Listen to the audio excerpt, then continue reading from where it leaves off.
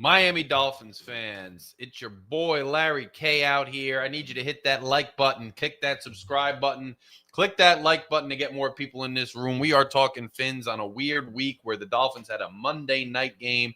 So on this Wednesday afternoon, I'm coming to you live and direct, and I'm talking Fins with you guys. Look, at the end of the day, we all know how I feel about this football team. I don't think that this regime, quite frankly, is going to go anywhere. I don't think this is the answer. But I predicted a bunch of wins early in the year, and the Dolphins let me down every single time up until finally Monday night. Raph, my guy, what's up, homie? Good to see you as always. Make sure you guys are clicking that like button, drive some people up in here. Shake and Raph and everybody, welcome to Phin-Addict Fury. You know how we do here. Dolphins, guys. Dolphins surprising me and getting it done this week, 27-21, and that score is really misleading because the Dolphins pretty much had the Jets owned most of that game. And, up until the Jets finally got in the end zone, and I think they made it 10-17 at one point, with a Justin Fields just really epic run. We get into the backfield. We can't catch him. He's known to do that. The Dolphins defense is known to struggle sometimes with that. He gets out. He escapes. He winds up in the end zone, and it's a tough situation for our Dolphins. But after that, we score again, and then it really never was close. The Jets score late to make it 21-27, but there was barely any time left on the clock, and the Dolphins get away with a short thing. I want to remind everybody for a few reasons, okay? And here, Raph is right. Jack Jones' fumble saved the Dolphins. Points lost for the Jets, and Jones causing the fumble, and then I think it was Minkah Fitzpatrick recovering the fumble. I love these signings on defense. I think it brought a lot of, oomph and moxie to the defense. It was necessary. Cosmo, what's up, my brother? Thanks for joining us. As big fan, Larry. Welcome. Always great to see you. Make sure you guys hit that like button. If you haven't subscribed to this channel yet, make sure you click subscribe. Become a Fury Fan member if you'd like. There are a lot of members, and there are perks to being a member. There's a weekly column. There are other things members get. So join if you would like to. Click subscribe. Click the like button here. Haven't done my written column for members only yet, but I will do it this week. I do it once a week. And, you guys are always keeping this channel afloat, so I appreciate you guys a lot. But yeah, that fumble was huge. The Jets were driving. That completely negated points for the Jets. The Dolphins go all the way to the other side of the field and score. It was a huge point in the game. Huge letdown in the game, or just even if I'm thinking that this team isn't going to get us there, and even if I think we need to kind of rebuild, the last thing you want to see if you're a fan, really of football in general, but especially if you're a Dolphins fan, is you don't want to see a player go down with a gruesome injury. And Tyreek Hill, makes a great catch. He was having a great game. Him and Tua finally found that rhythm that they hadn't had in a long time. And Tyreek catches the ball, finishes the catch, goes out of bounds, and right when he goes out, I could just tell his leg looked like it was bent the wrong way. It didn't look good at all. And I was just worried from there. He winds up getting carted off. It has been confirmed he tore multiple ligaments in his leg, including his ACL, underwent surgery. He's out for the year. That's a tough loss because I think it symbolizes a little more than just this season. I think that might be kind of the end of Tyreek, maybe in a Dolphins uniform, maybe the end of Tyreek at peak performance, which you never want to see it happen on an injury. But I knew, and I've been telling you guys for quite some time, that I think Tyreek's trajectory as a Dolphin, as a player, was up here. And it was going to start to plateau, and then it was going to start to come down at some point. And that's just because of age. That's because old man time can never be denied. Trust me. Trust my hairline. I know old man time can never be denied. And Tyreek was going to get to a point where he wasn't going to be at peak performance. It's just such a shame to see it happen in a game like that where we're winning, and in a game where, the passing game is turned on and working, and to see a player who, he gave us a lot of memories, man. I mean, the years that Tyreek was good here especially that 2023 year when we really had a chance. He gave us memories, and he was a part of the Dolphins. It's a shame, and I was saying this on my post-game rant. It's a real shame that Tyreek's career and where he got his rings and most of his accolades are going to still be back in Kansas City, but he spent some significant time in Miami, racked up some significant yards and stats, but his legacy is going to be tied to KC because they couldn't even win a playoff game here. And so that was really bittersweet. Tyreek goes out, he waves to the fans are cheering him on because I think everybody knows that this page is going to be turned at some point, and that's it. And speaking of history and the history that Tyreek made, and guys, the Jets have not won. Do you guys realize that the Jets have not won in Miami since 2015? Like, they've won in New York, I think, twice in the last 5 years or something, but I don't think that the Jets have won in Miami since 2015, since Geno Smith was the quarterback and Ryan Tannehill was our quarterback. 10 years ago, a decade ago. So the Jets are really a down-and-out franchise. The Jets are in a really bad place. They're rebuilding with Aaron Glenn. I thought that was a decent hire, but they have to completely rebuild from where they were with the Aaron Rodgers debacle and, Saleh and all that stuff in New York. And so this isn't like a barometer game that's going to tell us anything great about the Miami Dolphins. This is just, you're lucky to get out of there with a victory. You already know the season's probably not going anywhere. And you get a win on a Monday night. And it's kind of fun because it's a rival. But that's where it stops. I mean, it doesn't go any further than that. Raf says 3 turnovers didn't translate to points on the board, which is very disappointing. Any running back is going to get 100-plus yards on the Dolphins' defense. Yeah, the defense, once again, started out really slow.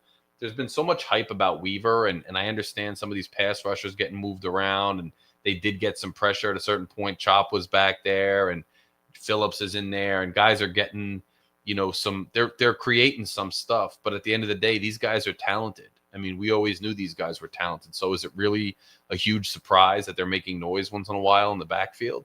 I mean, Weaver hasn't been all that. I don't think anything about this team is all that. And the defense has looked soft at the beginning of almost every game so far this year. Teams are just running through them like Swiss cheese.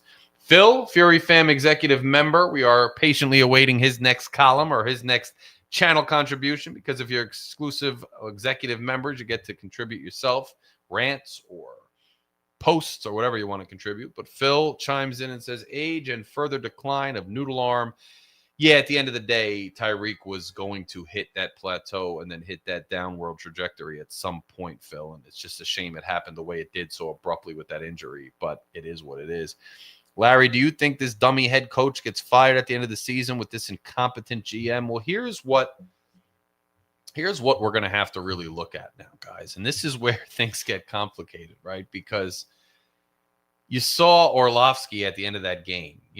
This is what goes on in the media world. This is what goes on in the NFL as an industry, not the NFL as an old school sport, not the NFL from a competitive standpoint, not the real NFL that goes on in locker rooms behind closed doors, but the fictional NFL, the commercialized NFL. And look, shouts to those uniforms. They were dope. We should bring them back. We should do it again. The field looks sick. The uniforms look sick. I'm always down for blackout games. But that whole thing and all the uniform things and all that stuff they do is just a gimmick to sell more merchandise. It's a gimmick to sell more jerseys. That's what the NFL is built to do. That's what they're about. And you saw after that game, as soon as the game was over, Dan Orlovsky's going out there and he's talking about, well, you got to watch out for this team.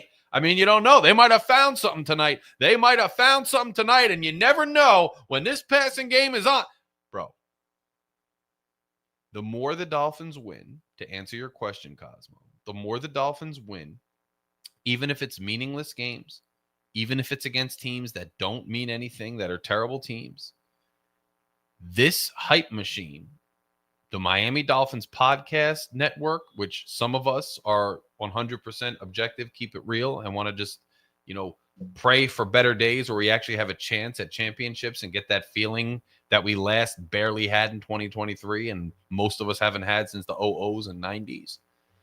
And then there are the podcasts out there that want clicks, that make this podcast thing their whole livelihood, that just want to double, triple, quadruple down on hopium and get you to tune in and sell you ridiculous scenarios and sell you ridiculous hopes and dreams and all these things.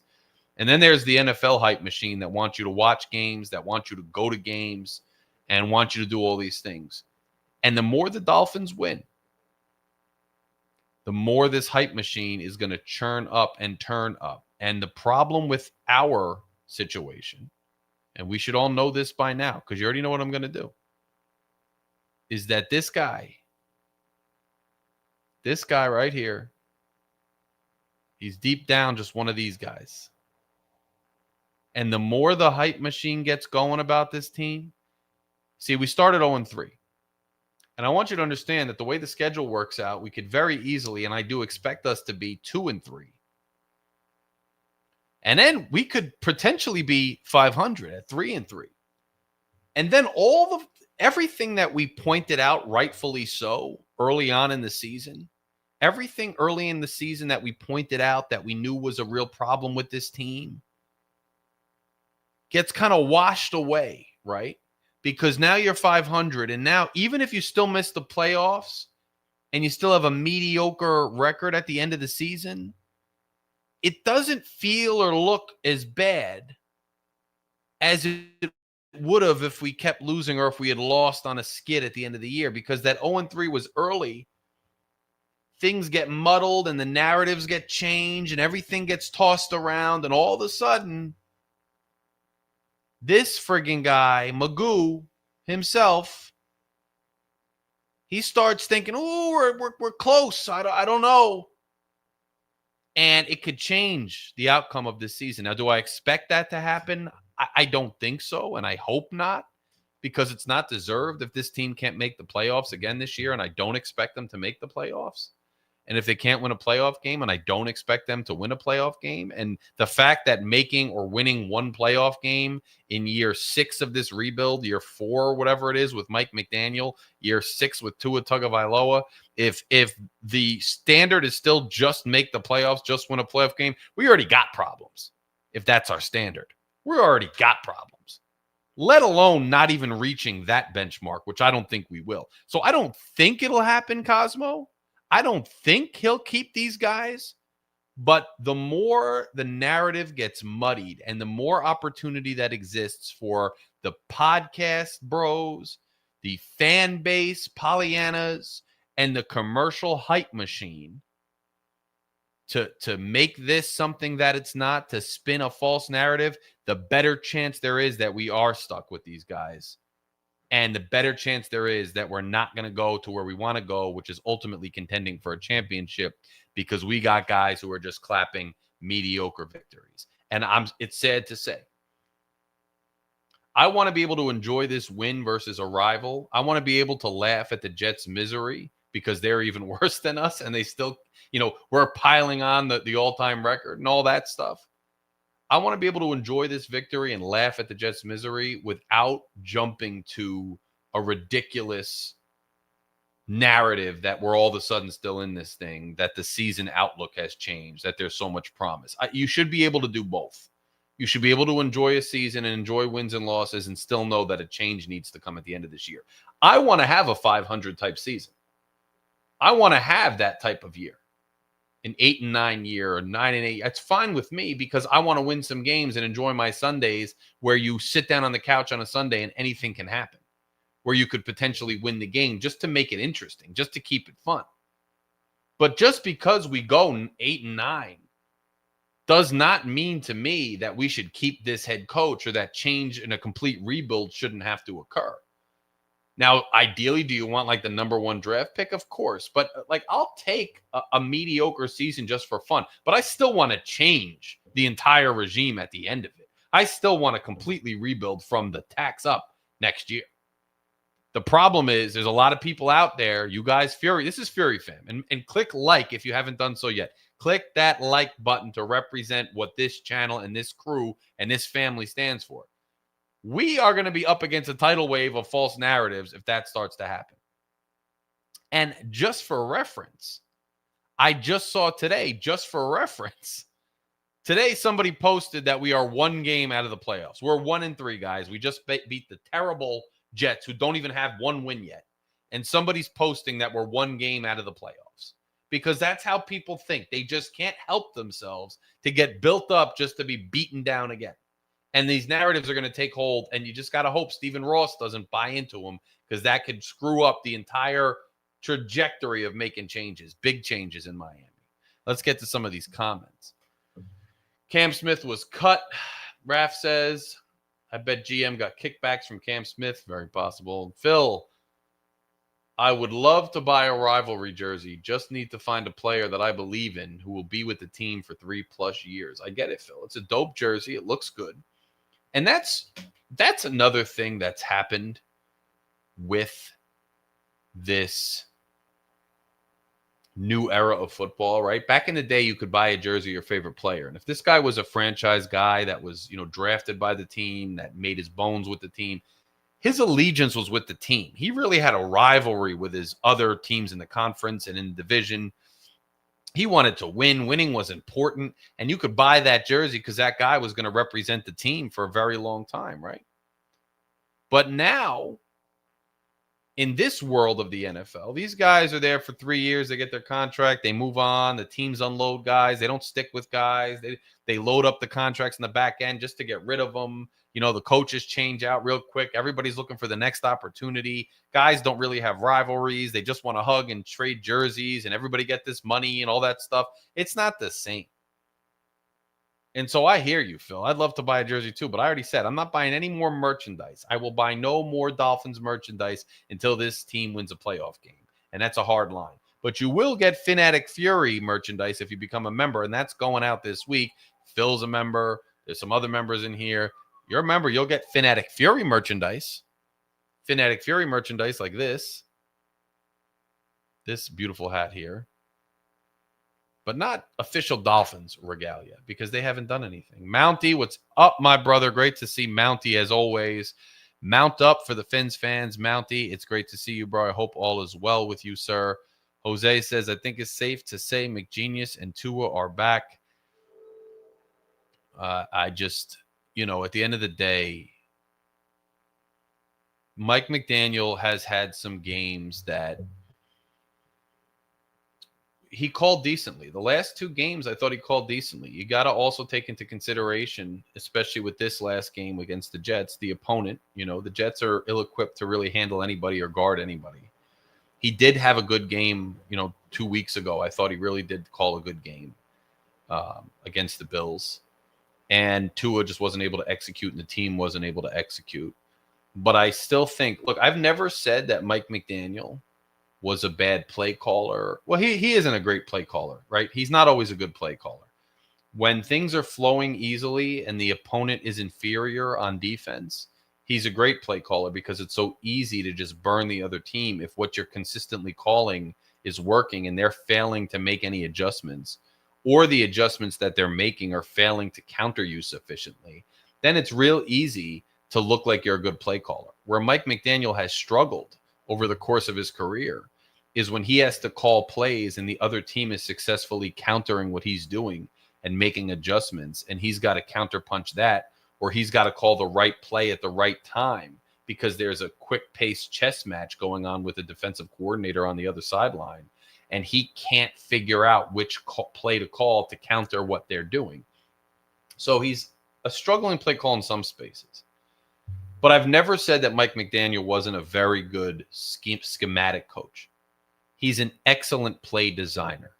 And I've talked to people who are in football, specifically offensive football, who are involved in the college game, the NFL game, and they will tell me, and they have told me, that Mike McDaniel is a brilliant play designer.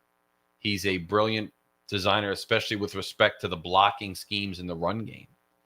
But that doesn't translate to being a great head coach. Being a great head coach requires something completely different than just being a good play design guy. You need to be a leader of men. You need to instill accountability. You need to instill discipline. And Mike McDaniel, up to this point, if you look at the culture of the team, you look at the attitude of the team, Mike McDaniel has not instilled those things in this team. So I don't think that ultimately, even though I do think he's called a couple good games, I don't think that ultimately he's the answer that's going to get the Dolphins across the finish line or get them to another level like we want. And we got some jersey talk in the comments. Raf's not sold on the new uniforms. Looks like Vice City. I agree with that. That's true, right? I mean, that kind of looks like a Vice City thing. I mean, like I wouldn't stick with it all the time. I'm not clamoring for it in that way. It's a way to sell jerseys. It's cool. Cosmo says that jersey does not look good. Bring back the real logo from '66. No more tradition from this dysfunctional organization. Look, I agree. I mean, I saw a picture of Irving Fryer today from 1990, and it was the uniforms are just gorgeous. You know, that older school aqua with the outlines that they had, and it was just those uniforms were really something else. And every time we wear our throwbacks, everybody says they're gorgeous. It's funny because the Dolphins wear the rivalry jersey, and everybody's like, "Wow, these things are awesome." The Dolphins wear their throwback jerseys, and everybody's like, "Wow, these things are awesome." The Dolphins wear their standard regular jerseys with the new logo, and literally nobody says they're awesome. Nobody likes them so much. They're not a hit because they're just not that nice, and that's indicative of Stephen Ross and the kind of guy that he is. But let's talk about some stats, guys, from the game. Tua went, 7. So all this talk about Tua being back and all this stuff, and Tyreek has a good game, and you look at Tua's numbers, they're not off the charts.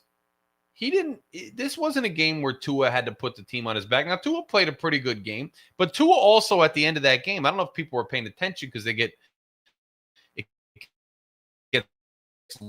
lost in the victory. Tua had a lot of errant throws again. There were, especially once Tyreek was out of the game, especially later in the game, Tua was once again firing balls over guys' heads, balls that landed way behind where the intended receiver was, just landed in that dead part of the zone, but not in anybody's hands. There were still a lot of things that Tua wasn't doing great. Still not a lot of great stuff. His stat line was okay. It was respectable. It wasn't anything overly impressive. 17 of 25 for 177 yards, 2 touchdowns, no interceptions. Not bad. Not bad. Devon Achane, though. Achane was running like a man possessed, I thought. I don't think Achane gets enough credit, and I still don't think that it's going to be a smart career move or a strategically smart move for any team going forward to feed Achane the ball and have him be a bell cow every down, because I do think there's a chance he gets hurt, and I do think there's limitations to what he can do between the tackles. But Achane is reminding me kind of how Reggie Bush tried to set out to prove something to everybody years ago in the Dolphins uniform, where Achane's running hard, man. He's lowering the shoulder pads. He's carrying guys. He's getting tough yards. And yes, he's fast and he can really hit the hole well, which is also something people forget about a good running back inside. But he also can carry guys. He's a really talented kid. 20 carries for 99 yards. He was averaging 5 yards a carry, got 1 touchdown. I thought he ran really well. In contrast, Ollie Gordon, who I like, but everybody clamors like he's the answer, only 10 yards on 6 carries, averaging 1.7 yards a carry. Some of that's blocking, but I thought Achane had a respectable game. Tyreek Hill, 6 receptions for 67 yards. I think Tyreek would have gone off if he hadn't gotten hurt, so it's a little bit tough that he got hurt. Waddle, 3 receptions for 48 yards. But let's talk about the return of Darren Waller, who rightfully so, right? There was a lot of skepticism in Miami with Waller. Like, is he even going to play? Is he ever going to play? We've seen this movie before, right? They bring a guy in, they try to get us excited, but at the end of the day, nothing happens with the guy. He never actually sees the field. It's all smoke and mirrors. We've seen that before. But Waller comes in and gets 2 touchdowns on 2 really nice catches, nice throws. It shows he can be a real playmaker in the red zone. If he can continue to play like that, it shows that he could be a good replacement tight end, and maybe that was a good move. But he doesn't come till the 4th game of the season, and sadly, when we gain Waller, we lose Hill. And so while I think Waller can be a good weapon, and I expect him to continue to show out as best as he can, I think as teams are more ready for him and they don't have to worry about Tyreek anymore, I just think it's going to be tougher for him to get those plays because guys are going to just be honed in and keyed into him. Jose says the run fake with Malik Washington with the backward pitch was beautiful in stride. Yeah, I mean, look, Tua's always been good. Always good. Tua's always been good. when he's got a design play that relies on timing, whether that's a forward pass, whether that's a backward pitch, it doesn't matter. So it was a gorgeous play. Those plays always look good in Miami. It's cool to watch. It's nice to look at. It doesn't move the needle for me, but it's a cool play. We've seen them before. Dolphins are good at it. Good for them. Phil says that first Waller TD was a thing of beauty. Amazing catch. It really was. I mean, it was nice to see him back. It was nice to see him do that, Phil, get both feet down. It was just a really, really nice play. Q says it seems like people are happy when Miami loses and miserable when Miami wins. What is that? I mean, I think it's pretty obvious. I don't think it takes a rocket science, Q, to know that. I mean, end of the day, when you know that this regime is not actually going to get you a playoff win and that this team this year is not actually going to get you a chance to contend for an AFC championship, then what you want is change. And in order to get change, you need higher draft picks and you need this owner to wake up, get his head out of his ass and make some changes and get the people in here that are ultimately going to get you there.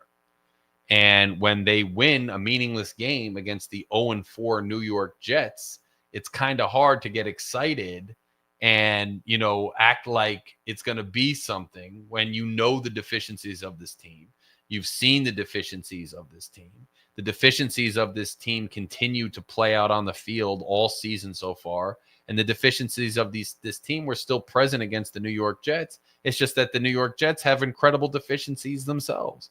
And if Miami went out there and beat the hell out of, Kansas City, who's struggling a little bit themselves, or some other team, I might have some change of heart. But until Miami rattles off the next wins or 6, 7, 8, 9 wins and gets to the playoffs and wins a playoff game, it's going to be hard for me to get excited about this iteration of the Dolphins, this quarterback, this coach, this GM. We've seen this movie again and again and again and again. If all it takes is one win against the New York Jets, who are 0-4, to get a fan excited, that fan is part of the reason this team continues to be mediocre. That's just a fact. That's just a fact, man.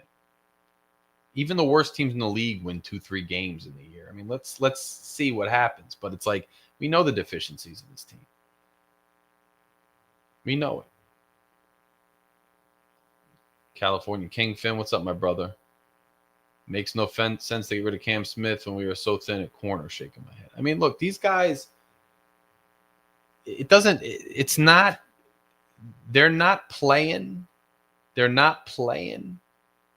to win a Super Bowl or play the long game this season. I mean, some of the fans might think that because we won a game. They might try to hype you up to think that.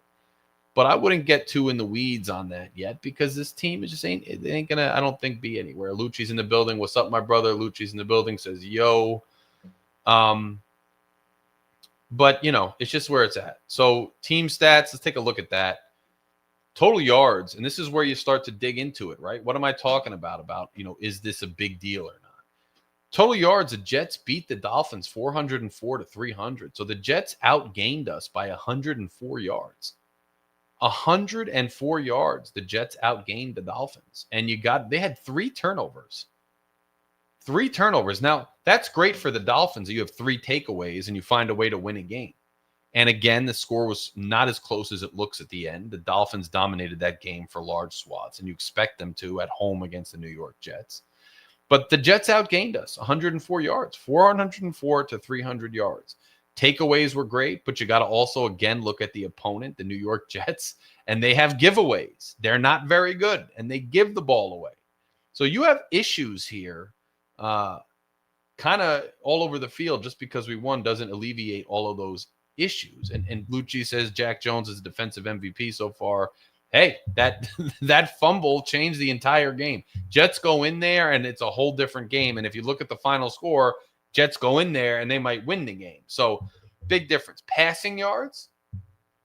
Now, guys, I want you to remember, because Jose was in here talking about, Tua and all that. Guys, let's remember, this is Fields, who's more of a running quarterback, against Tua, who's supposed to be this awesome pro-style guy who, Mike McGenius is coming back and drawing up plays and he's going to do well and all that. The Jets passed for more yards than the Dolphins, 207-177. So Fields outpassed Tua in yards. Didn't outpass him in touchdowns, but in yards. Rushing yards, 197 for the Jets, 123 for the Dolphins. So they outgained us in passing, running, and overall yards. There were 3 turnovers. That changes things a lot. 23 first downs for the Jets, 19 first downs for the Dolphins. 4 of 9 on third down for the Jets, 4 of 12 for the Dolphins. Nothing to rave about, nothing to go home about. Jets were 1 of 2 on fourth. Dolphins were 1 of 1 on fourth. Sacks were good. We had 2 sacks. They had no sacks. We punted the ball 4 times to there, too. The only reason they didn't punt more was because they turned the ball over, and we were the lucky recipients of the turnovers. And the Jets were penalized brutally. 13 penalties for 101 yards. The Jets were absolutely slaughtered with penalties. They're an undisciplined team. They're not a very good team. The Dolphins were at home. Jets, 13 penalties for 101 yards. Dolphins, 6 penalties for only 40 yards. Jets lost 3 fumbles. Dolphins, none. No interceptions, no fumbles. Dolphins slightly won the time of possession, 30 minutes and 48 seconds, 29 minutes and 12 seconds. So the game ended up the way it did. And most coaches will always tell you, you can't turn the ball over and win. If you turn the ball over, you probably don't lose. We got 3 takeaways. The Jets had 3 giveaways. We had no turnovers. We won the game, by 6 points. That's the difference in the game right there, is the turnovers. So you do what you got to do to win. The Dolphins won. You love to see it. You love to see Tua throwing the ball to Waller and Waller making a difference and making an impact. Going forward, though, where does this make the Dolphins wind up at the end of the season? I don't think it changes things that much. I just love watching us beat the Jets, though. Angel Resto says, I agree. I'm not sold on the Dolphins this season, and I see Greer, McDaniel, and Tua being done. And that's where this gets interesting, guys, because I think they need to be done either way. I'd still like to win some games in the meantime to make it fun, but you got to watch out for this guy, Stephen Ross. He gets so gassed up over nothing. Starting this week, we go up against the Panthers, a 1 o'clock game, a nice solid 1 o'clock game to go back to normal and get your Sunday football in and get your snacks and whatever else you do on your Sundays. Panthers are 1-3. I predicted we would beat the Panthers, I think, in the offseason, the preseason. And the way the Dolphins have been playing the last 2 weeks, yes, you lose Tyreek, but the way McDaniel's been calling the games and the way that the Dolphins have been playing, I could see, and I think the Dolphins probably win this game coming up on Sunday, and the Dolphins move to 2-3. And if you think the hype and the arguments and the narratives are starting now, they're going to really, really, really ramp up. They're going to ramp up quite a bit if the Dolphins go 2-3. Then followed by the Chargers coming to town. That's an interesting game, right? Because the Chargers have not been impeccable.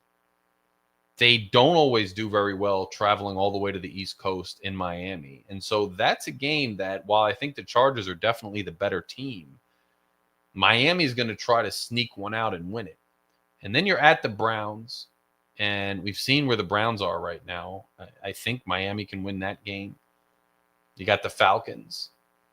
And then you got the Ravens, Bills, Commanders, Saints, Jets, Steelers, Bengals, Bucks, Patriots. So I think what you're going to see, and Lucci says it here because this is what I was just going to get at. I was just going to say this. So good point, bro. I mean, I think at the end of the day, this team is going to win some more games. And I don't think it's going to vault them into being true contenders. But I think they're going to win a few games, make it interesting enough to not have a great draft pick, number one, and to maybe, I don't know what's going to happen with this regime change. And that could be really interesting because when you look at the schedule and you look at the schedule before the season and then you look at the schedule as the season's played out, and some of these teams that you thought were going to be tough, they don't look like they're going to be that tough. And NC Lucci says we should have already had a clearance sell at Macy's and stockpile draft picks. Now we got nothing for Hill, and I completely and fully agree with you. It would be so Miami for the Reek injury may create a build and excuse to bring Mikey back. And this is the stuff I'm talking about.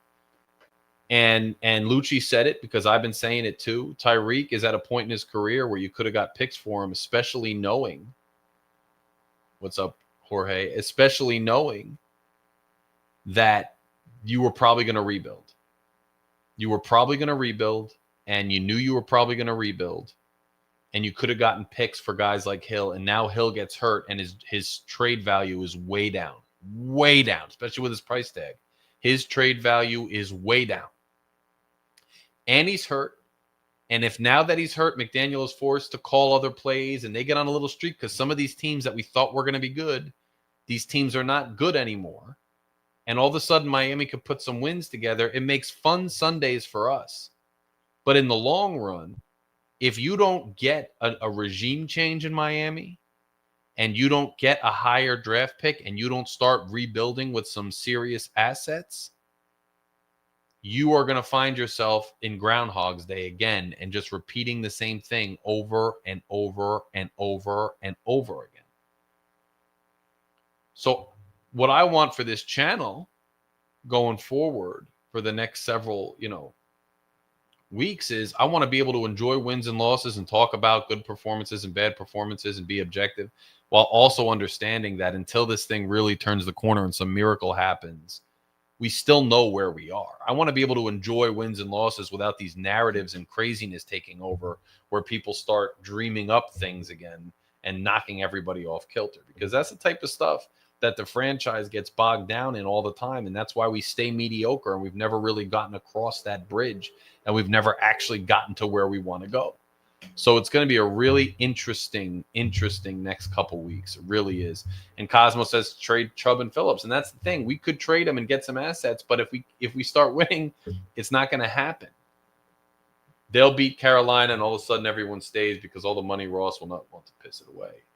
And that's sadly, I think that's actually a legitimate critique. I think that's really possible. I think it's very possible that happens. Sadly, I think it's very possible that happens. And I think we definitely could win that game, which it'll be fun to win on Sunday. But that's the kind of thing that happens. And I agree with that, too. He is a mastermind when it comes to self-preservation.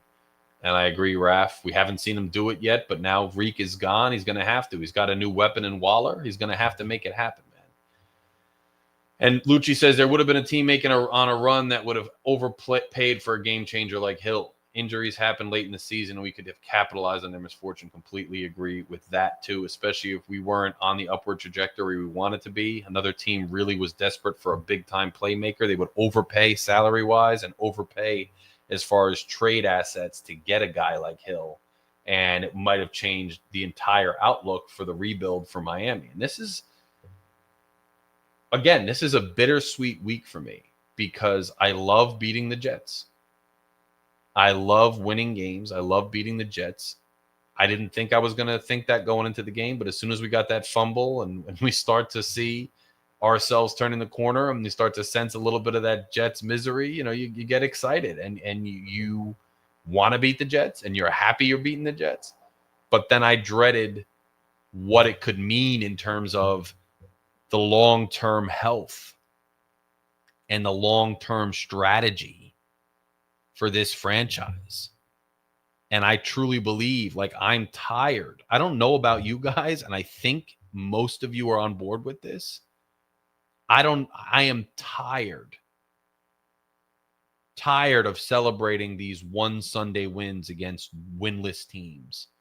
I'm tired of stuff like the Miami Miracle, which is so fun on that weekend, but means nothing to the season because the Patriots go on to win the Super Bowl that year.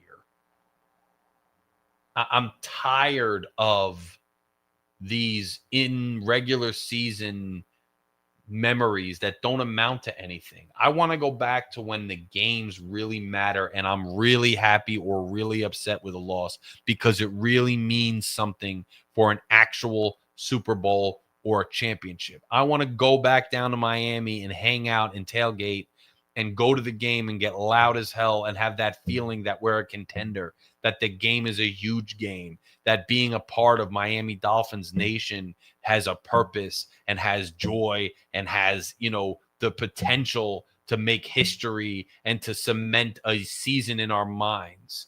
even if it's just one season. That's why I was so excited with 2023, because we actually had a chance. And even if it's just that season, I just want that memory. Give me one of those memories. And look, that's why I'm rooting for the Lions this year. They've struggled for so long. Give their fans a memory. And even if you got to go, fine. These dynasties will win 5-6 years, whatever, man. Give teams a chance. Give the fan base one memory. I want to be a part of Dolphins Nation in a year like that. And the fact is, you guys could call me a Debbie Downer. You could call me not a true fan. You could call me negative. You could call me all those things, all you want. But the fact is that unless we got a chance to have a season like that, I'm not going to be excited about games that don't get us to that next level, but that keep the status quo going. Now, do I hope that this season completely changes? Do I hope that this season turns the corner now and the Dolphins go on a historic run that no one could have ever dreamed? And Tua Tagovailoa and Mike McDaniel and Stephen Ross and Greer, they all have the last laugh and say, look at Larry K, what a clown. Look what he said about us early in the season. Do I wish that that happens? Do I hope that that happens? Of course I do. Of course I do. Is it still mathematically possible? Yes, of course it is. But is it likely? Do I think it's going to happen? No. And so until that does happen, and we're sitting there, and we're on the eve of the AFC Championship game, and people could say, I told you so, Larry. You didn't know what you were talking about. Until then, it's going to be a little hard for me to get super hyped up about a win versus the Jets, and to not, with a grain of salt, start thinking, that injury to Tyreek, that win against the Jets, those narratives popping up, that might be a real problem. Michael K is in the building. What's up, my guy? Still got that El Cap Buffalo Bills avatar. Still the two-a-side hotline. Good to see you, brother, as always. And look, at the end of the day, man, that's where I'm at. I do predict a Miami Dolphins victory on Sunday. I do think that this narrative train is going to get churning again. It was kind of quiet in the first 3 weeks of the season because most of the Pollyannas and Tuaniers and all these guys, most of these guys were, down and out. They weren't talking much. They talked a little bit after the first game, and then they got real quiet. The next 2 weeks, they got real quiet. And right now, they're hesitant, right? They want to start talking. Some of them are starting to talk, but they're not quite sure yet because they know deep down it's only the Jets. It's not a big deal. It's only the Jets. But you win another game, and I'm telling you, this narrative train, these yelling matches, all this stuff that we're used to seeing, this is going to come back again. And I'm going to have to continue to fight the good fight. And I might be labeled the bad guy. Remember, I was a good guy for the first 3 weeks because everything I was saying, they were like, you know what, Larry, you make some sense. If they win a couple games and I stick to my guns about the regime, I'm going to be the bad guy. I'm going to catch a lot of flack. You guys already know. Catch a lot of strays. It's not going to be good. Okay? And obviously, I mean that figuratively. But, it's not going to be good. So, let's hope the Dolphins win, but let's hope the fan base maintains its sanity. That's what I'd like to see. I'd like to see the fan base maintain its sanity going through this. But congrats to the Dolphins on their first win. Congrats on keeping the Jets just absolutely miserable, 0-4 now. Apparently, Aaron Glenn was screaming so much at his players that the reporters and members of the media and the Dolphins could hear it in the press room while they were doing their post-game press conferences. But good for him. I mean, good for him. He's taking it seriously, and he's not letting losing be okay. So congrats to him for doing that. I don't think the Dolphins really have that level of desire at this point, And Lucci with the super chat. Thank you, sir, for the super chat. He takes – so the show, he's kicking it, he's talking, but he saves his super chat just to say, because Michael K walks in here, we are going to win the division. That's what Lucci's saying. He put his money where his mouth was. He threw down $5 and he said the Dolphins are going to win the division. Tua side comes back. If you want to throw away money, you know my Venmo. This back and forth banter here. Look, that's, you know what? We're in such a rough position, and thanks again, bro. Thanks again, Lucci, for the super chat. We are in such dire straits as a fan base, and we haven't won a division title since '08, which is my favorite season on record since I've been an adult because I haven't had any other really good memories, that I would take a division win. I would take a division title and probably be kind of happy with it, even if we didn't win a playoff game. Doesn't mean I want to keep the regime because I still don't think they're going to get us to the promised land. But I would take a division title. I would take a division title just to be happy, just to give me something. And G, the legend, is in here. And by the way, stay tuned for G's rant because it's going up tonight. G had a rant after that victory, and he's going to have a rant. He sent it to me already. Just haven't uploaded it yet because we had a weird schedule this week. So I wanted to come on and talk to you guys and kick it and say hi and do my live show, especially for all the members and the people that support the channel, people like Lucci doing super chats and the likes and the subscribers and everybody. You know, I keep up my end of the bargain, come do the show, talk Dolphins with you. But G does have a rant, and the rant is going to be out. So make sure you stay tuned to the Phin-Addict Fury channel for the rant. And G's in the building. I don't know if he's, at work or if he's at school. This guy's all over the place. This guy's grinding all the time. All the time. And yeah, I get it. It sucks, losing money on Buffalo just because trying to catch Michael K slipping, which is, it's always fun if you catch Mike slipping, but, Buffalo has caught us slipping nonstop, and it's been pretty damn brutal. But that's where we are. That's where we are. But look, I think we win Sunday. I think there's some stuff to create some controversy, which I guess is a good thing in football season. But I want you guys to beware, man. I really do. I want you to be wary of these crazy guys. I don't want you to be like these guys. You can't be like these guys. These are the guys that you win one or two games and they start getting, they start doing this to Tua's stats, and they start really trying to inflate everything, and they start trying to dream up scenarios to make them right, and all this nonsense craziness. It's just, we don't want to get into that, and we don't need to get into that, and there's no reason to be involved in that. So enjoy the games, enjoy the season. I do think we win this week, and what I want you to do too is I want you to, and see, G's in class. That's why he couldn't join me. That's why this is not a Two Guys with Glasses podcast. This would have been an episode of Two Guys with Glasses if G was out of class. But since G's got to worry about his future and invest in his future, which he should be doing, he's in class. And so we couldn't do the show, but he's going to have a rant come out after this episode, and that's going to be uploaded. So stay tuned for that.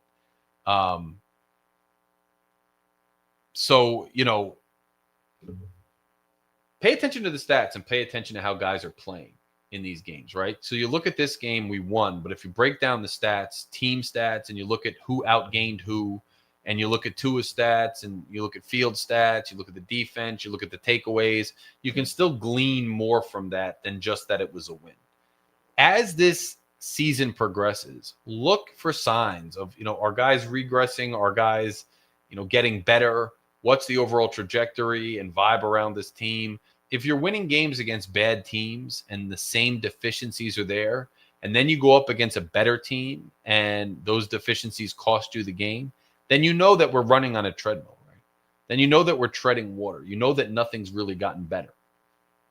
On the other hand, if you start winning games and you keep winning games and you're seeing things start to progress and get better, then maybe we're onto something. I just think after having the show me season, and they showed me they couldn't get it done, after the collapses year after year in December, after seeing the limitations of this regime, including coach, GM, and quarterback, I'm not willing or ready to say it's going to happen just because we won this game.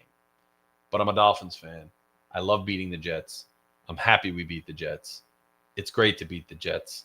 Let's beat the Jets again later in the year. Maybe I'll be there just for kicks, especially if the game's cheap. I can't wait. But until then, I'm going to keep it 100% rational. And Fury Fam's going to stay 100% rational. So we continue to trudge through this season.